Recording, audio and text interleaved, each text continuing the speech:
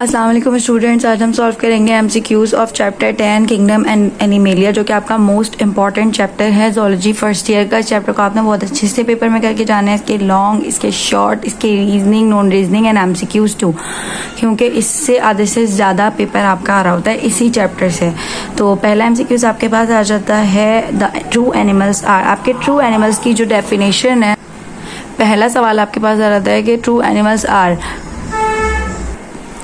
पहला सवाल आपके पास आ जाता है कि ट्रू एनिमल्स आर, आपके जो ट्रू एनिमल्स होते हैं वो उनकी क्या डेफिनेशन होती है। तो आपके बुक के स्टार्ट में ही लिखा हुआ है कि जो ट्रू एनिमल की एक डेफिनेशन है वो है मल्टी सेलुलर हेट्रोट्रॉफ्स, यानी कि एक से ज़्यादा सेल से बने हुए, प्लस वो हेट्रोट्रॉफ है, अपना खाना खुद प्रिपेयर नहीं कर सकते बल्कि कहीं दूसरी सोर्स से हासिल कर रहे हैं।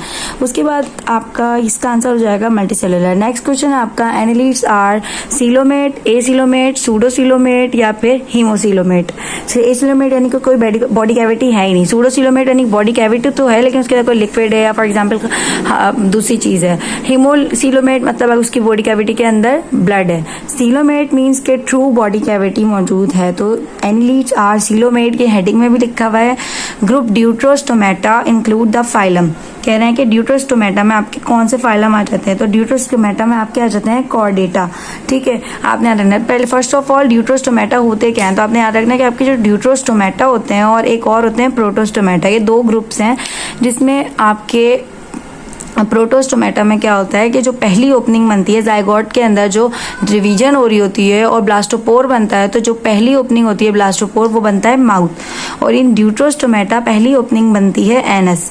ठीक है, तो पहली ओपनिंग एनस और सेकंड ओपनिंग बनती है माउथ। तो यही दोनों का डिफरेंस है। तो इसमें फाइलम्स की भी डिवीजन है कि कौन से फाइलम ड्यूट्रोस्टोमेटा होते हैं, कौन से प्रोटोस्टोमेटा होते हैं। तो मैं आपको ये दिखा देती हूँ यहाँ पे सवाल में भी, ताकि आपको क्लियर हो जाए।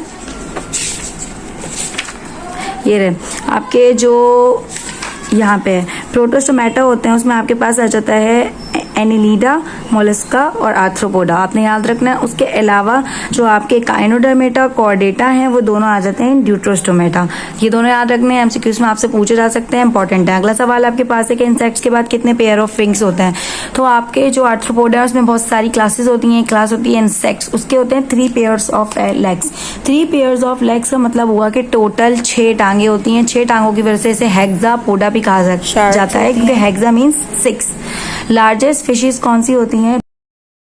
फार्मिंग ऑफ हनी बी को क्या कहा जाता है, एपीकल्चर, आपने याद रखना है एपीकल्चर। और जो सेरीकल्चर होता है वो सिल्क वॉर्म की फार्मिंग को कहते हैं। Which one of these fish इस फिश, इनमें से कौन सी फिश है। देखिए इनमें सबके साथ फिश आ रहा है, but these are not fish. कोई फाइलम मोलस्का के हैं, कोई दूसरे फाइलम के हैं, जबकि जो सी हॉर्स है वो आपका फिश है।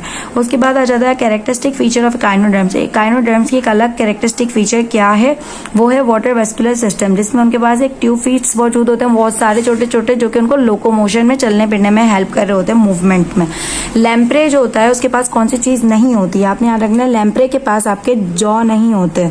कॉन्ड्रिक्टाइज जो होती है एन एक्सोस्केलेटन ऑफ। कॉन्ड्रिक्टाइज क्या होती है, कॉन्ड्रिक्टाइज आपकी फिश होती हैं, वो फिश होती हैं, 2 तरह की फिश होती हैं आपकी, कॉन्ड्रिक्टाइज एंड ऑस्टिक्टाइज। आपकी जो कॉन्ड्रिक्टाइज होती हैं उन्हें हम कार्टिलेजनस फिशेस और ऑस्टिक्टाइज को बोनी फिशेस भी कहते हैं। जो कॉन्ड्रिक्टाइज होती हैं उनका एक्सोस्केलेटन प्लेक्वाइड स्केल, अपना आपके प्लेक्वाइड स्केल से बनता है, जबकि जो आपकी ऑस्टिक्टाइज होती हैं उनका साइक्लोइड स्केल से बनता है। ठीक है, तो दोनों आपने याद रखना है।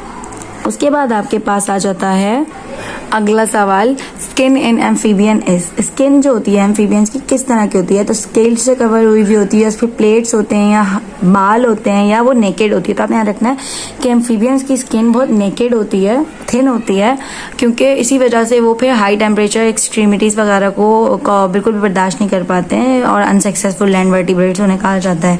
साउंड प्रोड्यूसिंग ऑर्गन्स, बर्ड्स के अंदर लैरिंग्स की जगह एक दूसरा ऑर्गन मौजूद होता है जिसे हम कहते हैं सेरिंग्स, और उसको साउंड प्रोड्यूसिंग ऑर्गन्स भी कहा जाता है, सेरिंग्स को।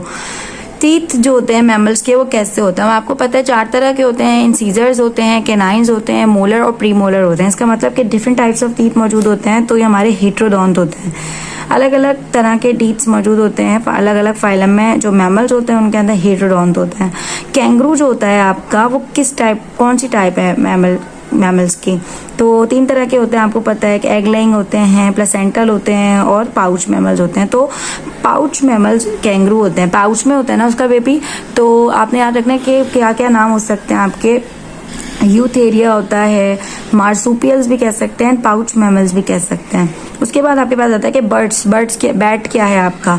आपने याद रखना है कि बैट आपका दिखने में तो बर्ड टाइप है but it is a mammal. यहाँ पे आपके कंप्लीट हो जाते हैं चैप्टर नंबर 10 के MCQs। यहाँ पे आपको कोई भी कंफ्यूजन हो तो आप पूछ सकते हैं। Thank you.